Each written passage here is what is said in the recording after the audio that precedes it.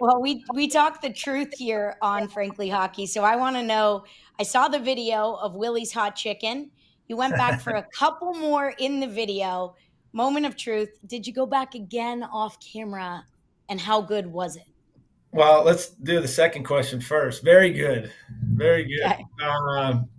I was surprised. I mean, I'm not a fry guy. I got to be honest. So, but Willie shows up promoting whatever he's selling. I got to do it, and then I was like, wait a minute, this actually is good. So, I don't know exactly what the deal is. I didn't go back after, no, but he's on to something here. The way they made this fry, it's like a chip. I mean, I don't know. I think he's on to something.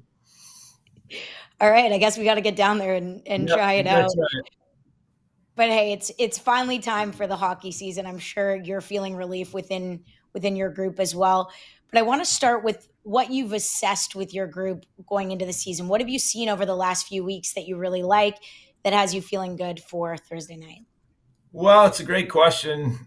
We didn't play our guys in preseason really.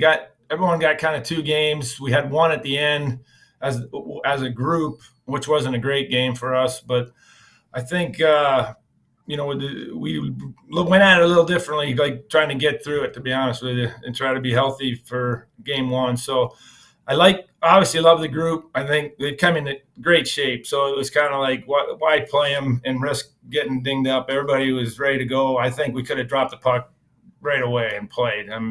They didn't get much better over the 2 weeks of me, screaming at them here. So, I guess we'll see. I mean, obviously, we're going to see tomorrow night where we're at, but I feel good about the additions for sure. And the other guys we know, so everybody knows I love those guys. So I think it's just how we're going to mix this together with the new guys and get them up to speed. But I obviously am pretty happy and excited for the year. Rod, does the old school hockey guy in you at all hate that you have to maybe take a different approach when it comes to preseason in terms of, hey, these guys want to play, you want to see them, and at the same time you always have your eye on the future and what really matters. How do you manage that push and pull? I don't know anymore if the guys want to play. Nobody wants to do this preseason thing. I mean, I'm just, for being honest, because they all work so hard in the off season. Like there's nobody that comes in not ready to go.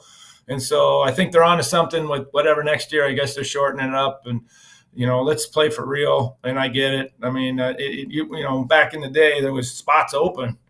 You were fighting for a couple jobs, so it was a little different. Now the teams, for the most part, are picked going into it. There's really no open spots. I mean, you really have to show really well to make the team, at least our team right now, the way we're structured. So, I think we're trending in the right direction. I think it's good to kind of shorten this preseason thing up. Sure. So one of the things that I admire so much about the way you guys do business in Carolina is it feels like every player that you guys go out and acquire, they fit the style of exactly how you want to play. And when you think about Nick Ehlers and Keandre as your two big additions, what makes them good fits for what you want to do? Well, I think any time you add someone to your group, that's the priority. Like, okay, we want to get good players, but they do have to fit and they have to, understand the way we play. I don't think we play any differently than anyone else. I think that it's pretty clear. We demand a lot. I mean, just go out and do your job, work hard, and I think one thing that's interesting I like about for sure Miller is the size and he's just an athlete. I mean, we first look at him and he comes in. I mean, he's the range and how fast he can skate and cover ground. I guess that's exciting. Just can't wait to see him. He hasn't played yet, so it'll be interesting to see how that works out. And then Nicky, we already know that's just a talent thing. We're picking up more talent, guys that potentially score goals for us at crucial times. So I think that's obviously a great addition there. And again, I guess we'll wait and see. But I feel real good about those two guys, like you mentioned. You obviously know your team well and you know what to expect from them this season, but what is your measurement of success, especially in the short term with how you get started? What are you looking for to feel like you're stepping into the regular season successfully? Yeah, I mean there's two seasons, right, that start now. There's this regular season marathon that goes on, and there's a certain way that has to go. And then to me, that's a tough journey, right? Everyone kind of takes for granted. Oh, you make the playoffs, and that's when it counts. You got to get there, and that means playing well for 7 months, not 2 months. You got to be dialed in. So the start counts the same as the finish of this race. So we got to come out, and you're looking to see if we're certainly grabbing the game the way we want it to play, and the process is there, and if you do that right, the wins will come, and then you hopefully will qualify for that last race that everyone talks about, and that's where we're still trying to find that finish line. But the focus and the priority certainly is, like you said, it's tomorrow. It's that first part of this race, and hopefully we get off to a great start. Got to ask about Alexander Nikishin, and I've been following your comments throughout training camp. I was curious to see what you've seen from him, but also, help us kind of unpack what you've said about his game to this point. Is that you trying to temper expectations? Like, what's the ceiling for this kid? I know he's got a lot to adjust to, but he's the talent. You see it; it's raw. Well, yeah, you just said it. I mean, we know there's a great player in there, and now it's my job and our jobs to get that to show quickly, and it's not that easy, right? Like we understand that he is a rookie in this league, and forget the fact that he's still learning English, and he's certainly gotten better, but there's a learning curve there, and things happen fast on the ice, with the switches and the calls, and so I think that's the trick here is maybe not to give him too much too early, so that he's worrying about power play, penalty kill, this, that. Like, maybe it's just slow it down a little, because we know we have a good player here, and want to make sure we give him the best chance to succeed.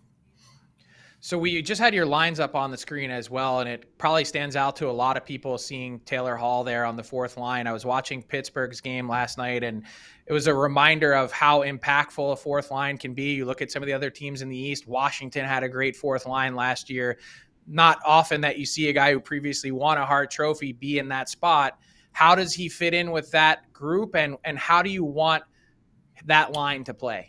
Yeah. Well, yeah, I don't really number lines because you get in a little bit of a trouble that way. You could look at Jordan Stahl as our fourth line if you want, but I actually a lot of times do that as my top line. So I think it just kind of, like you mentioned, you got to have depth on all your lines. And if, you can say Taylor Hall's down on our fourth line, that means we must have pretty good depth in general. So he's obviously you said it. I mean, former MVP of this league, and I think I've been not pleasantly because I didn't know him before, but just how he's come in and just that's days gone by. I'm here to just help, and that's kind of wherever we can throw him in. He wants to be a part of it, and but we also know we got a great player there, and I got to find ice time for him. So that'll be up to me. Rod, before we wrap up, you guys experience regular season success, make the conference final. Where do you stand right now in terms of what you're feeling with pressure, whether that's internally, externally, how you think your players feel? How do you manage that when you've, gotten a taste of making it there, but wanting to push it even further? Well, we've always had that you call internal pressure. Like, we know where our goal is. I mean, it's not to finish where we finished. That's for sure. But I think the trick really for us is we don't really, I don't really listen to a lot of the noise. You can't, because then we'd be the worst team ever if that was the case, right? Like, it's about focusing the best you can get out of your group. And I feel like if my guys come in, and that's kind of how we approach it. You leave every day knowing, like, I threw it out there and it doesn't work out. I mean, there's something you can hang your hat on that. And we're not satisfied with anything we've done, that's for sure. But there's enough pressure on us in our own locker room. We don't have to worry about the ones from outside. We know where we're trying to get to. All right, Rod, thank you so much for your time. Good luck tomorrow night. We're excited to see how you guys fare the rest of the season. Really appreciate you joining us here on Friendly Hockey.